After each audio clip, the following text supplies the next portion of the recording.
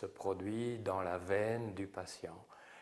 Et en moins d'une minute, il nous quitte, il s'endort et puis il décède. ذهبت لتبيض أسنانها فانتهى بها الأمر إلى الطلب أو طلب الموت الرحيم. السلام عليكم، معكم إلياس فيديو جديد على قناة ديال هيستوريا. إذا كنتي أول مرة تشوفني أنا كنقدم قصص ومواضيع اللي هي واقعية وفي جميع المجالات. إذا كانوا كيعجبوك بحال هاد الأنواع ديال الفيديو ما تنساش تبع الفيديو حتى الآخر، وبلا ما نطول عليكم يلا نبدا.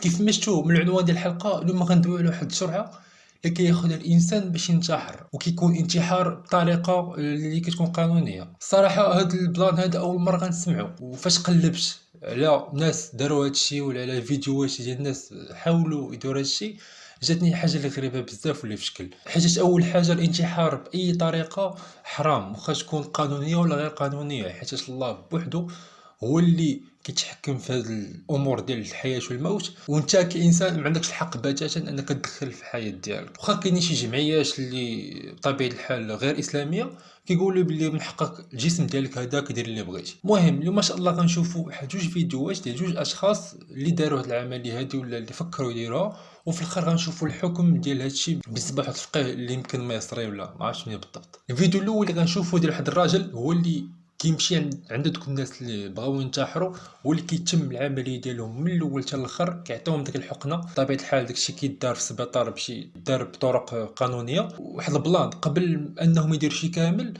داك المريض خصو يجمع بزاف ديال النقاط، دوك النقاط بطبيعه الحال كيتخداو مع الاطباء على الحاله النفسيه ديالو، الحاله الصحيه، واش عنده شي مشاكل، فهمتي؟ بحال نفترضوا شي واحد عنده كونسير في المراحل الاخرى وعيا. المهم كيدير بزاف اجتماعات مع الاطباء النفسيين والاطباء ديالو، هما اللي كيحدوا واش ممكن ان هاد السيده تنتحر ولا لا. خلينا نشوفوا هاد لا فيديو باش تفهموا كلشي اكثر.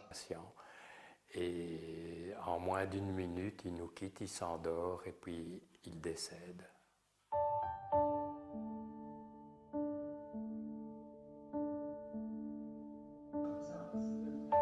اكثر 2300 واحد دار هاد البلان هذا. دكتور ايف دو. C'est un geste important, difficile, qui a un impact émotionnel grand.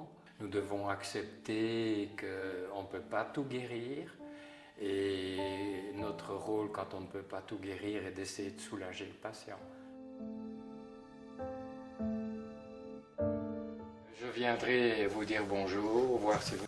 هاد السيدة اللي كتشوفوه دابا هو اللي بغى يدير هاد العملية هادي، وجا عندو ليلة قبل ما غينتحر. يعني بحال هاد لا فيديو كتصور الغد ليه وغيمشي ينتحر وغيسالي حياته. Vous n'avez pas changé d'avis pendant la nuit? Pas. Non, ça risque pas. ميشيل 32 عام يعاني من سرطان الفك. Vous ne pouvez pas imaginer le soulagement que j'ai eu la première fois que je suis venu à Bruxelles et que j'ai rencontré le docteur, de savoir. Ça m'a enlevé un poids que j'avais sur la poitrine qui a disparu.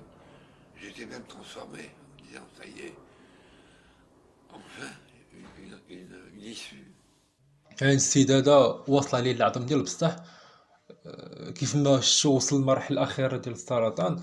واخا هكاك ماشي مانع انك تقتل راسك، خاصك تصبر. هادشي اللي عطا الله. At the very beginning, it told me I will struggle up to the end. I will do all my best to be cured. But actually, all the very heavy treatment didn't work. So now he's given up.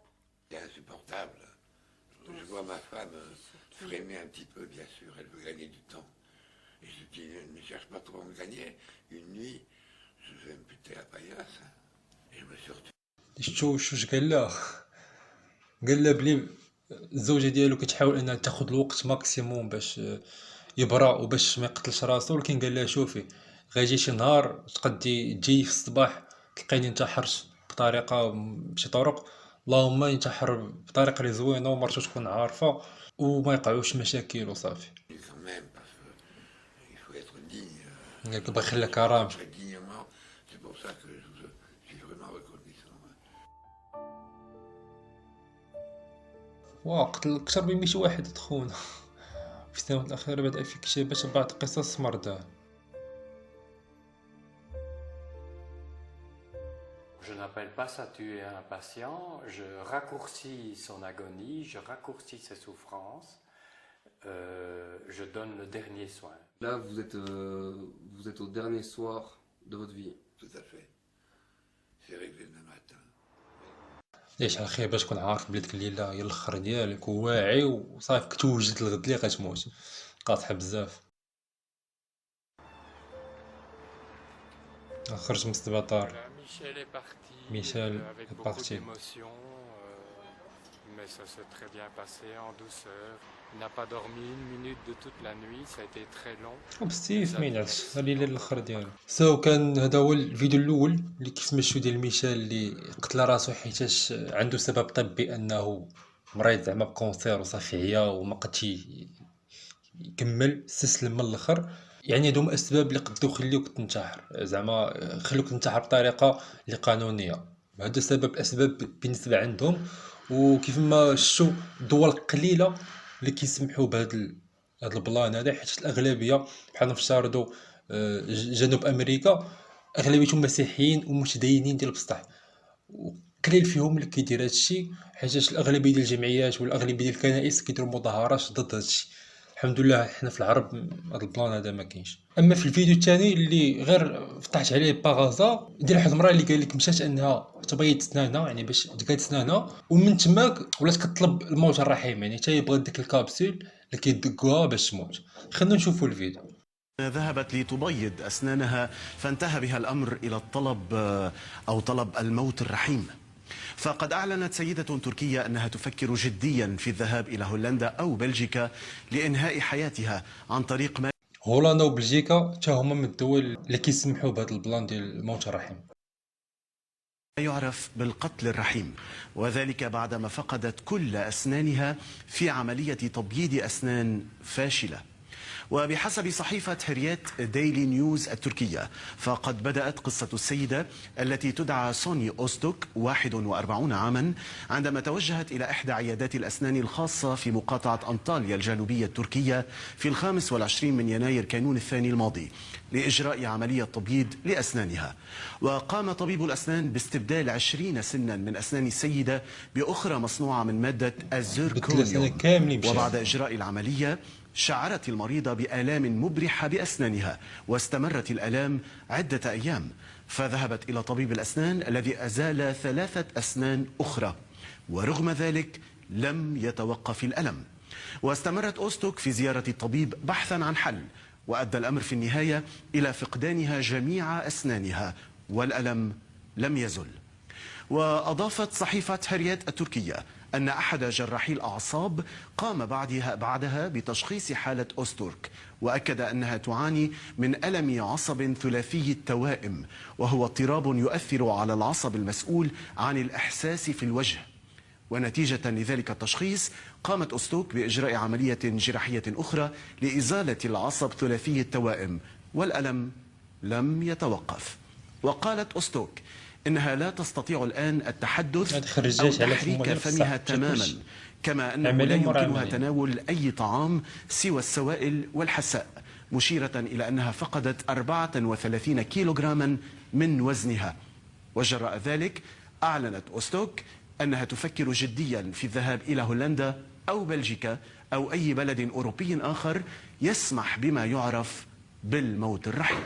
شي البلان ديال الموت الرحيم علاش كيدار كيف ما قلت لكم خاص شي سبب اللي خايب بزاف يعني ماشي يجي ودير هادشي. الصراحه هادشي شويه بيزار الله يستر وصافي. والفيديو الاخر اللي عندنا اليوم غنشوفوا شنو هي الحكمه ديال هذا البلان ديال الموت الرحيم بالنسبه للاسلام والديانه ديالنا من واحد الشيخ واش حلال ولا حرام؟ وبطبيعه الحال غيكون حرام حيتاش انتحار بجميع الاوصاف ديالو حرام بالنسبه للاسلام. ومن خلينا القاهرة نشوفوا ينضم الفيديو. إلينا محمود الهواري أحد علماء الأزهر الشريف. فضيلة الشيخ، ما يسمى بالقتل الرحيم والذي انتشر بالأخص في المجتمعات الأوروبية أثار جدلا عنيفا بين الأوساط الدينية والطبية والقانونية والأخلاقية أيضا. أولا نريد أن نطرح صورة عن القتل الرحيم. بسم الله الرحمن الرحيم، الحمد لله رب العالمين والعاقبة للمتقين ولا عدوان إلا على الظالمين. بداية ليس هناك شيء اسمه قتل ثم يقال إنه رحيم. كيف يكون قتلا ثم يكون قتل مشي رحيم؟ في الحقيقة الكلمتان متعارضتان جدا، لأن القتل ليس فيه رحمة، وإنما الرحمة تكون في الحياة. وقبل يعني حقيقة ينبغي أن يساق الكلام في القتل الرحيم أو في هذه المسألة في إطار عدد من المبادئ لا يمكن أن تغفل، لابد من أخذها في الاعتبار. فأولا مثلا الله عز وجل، وهذا مبدأ من المبادئ الأساسية، الله عز وجل هو صاحب الحياة، هو الذي وهب الإنسان هذه الحياة، وقرر ذلك في كتابه الكريم فقال الذي خلق الموت والحياة ليبلوكم أيكم أحسن عملا. حتى إنه قدم في السياق القرآني قال خلق الموت والحياة، يعني خلق الموت، قدم الموت على الحياة، كأنه يقال للناس إن الذي يملك الحياة والذي يملك الموت إنما هو الله. هذه أولى.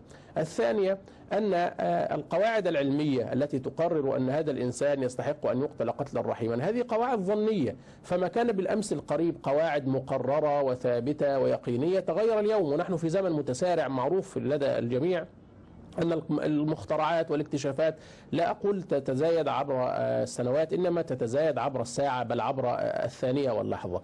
فلماذا نستبعد أن يتم اكتشاف علاج سريع وفعال في دقائق، في لحظات، في ثواني معدودات؟ هنا يكمن نعجل بنهاية حياة إنسان.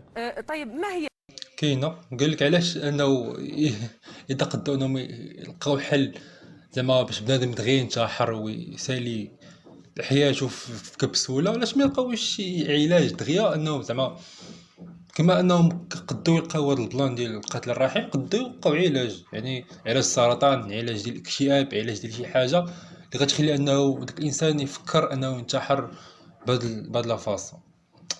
حاجه اللي خيبه بزاف. وكيف ما كيقول لك هادو علامات الساعه انه انسان كيموت بغير سبب هكاك باغي يموت وصافي. المهم كان هذا هو الاخر ديال الفيديو. نتمنى عجبكم هذا السجل اللي دوينا عليه اليوم ديال القتل الرحيم. قولوا لي كي جاكم في التعاليق، خليوا لي الراي ديالكم اللي مهم بزاف. بارطاجيو لا فيديو مع صحابكم عائلاتكم يشوفوا هذا البلان هذا ويستافدوا حتى هما. نتمنى تكون عجباتكم لا فيديو، اللي عجباتكم خليوا لي شي لايك وتابوناو في لاشين بطبيعه الحال باش تكبر العائله ديال ستوريا. وهادشي اللي كاين، نتلاقى في الفيديو الجاي. سلام.